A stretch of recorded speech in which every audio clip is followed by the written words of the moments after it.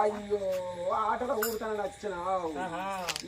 జర ముందు అయితే మంచి చాలా మంది రావును ఆయన వీకపాయ మరి లేకపోతే భాష సమయం లేపురా అయినా ఇగో మనం ముగ్గురం ఆడుకునే ఆట అవుతుంది ఇగో నడింకెళ్ళి బేత పెడదాం మీరిద్దరు అటు ఉండు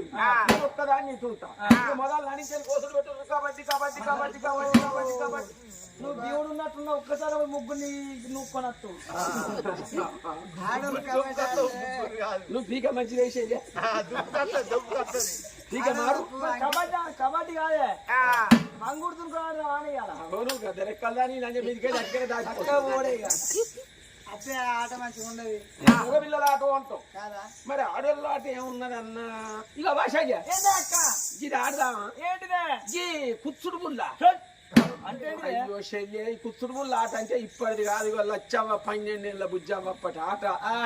కుచ్చుడు బుల్ల అన్నారు వెనకటోళ్ళు మాట దోయక మోటుగా అత్త అంటే కాశ పుల్ల ఆట అన్నారు బంగారు పుల్ల ఆట అన్నారు దోసకాయ ఆట అంటారు దుబ్బని ఇట్లా కట్ట చేసి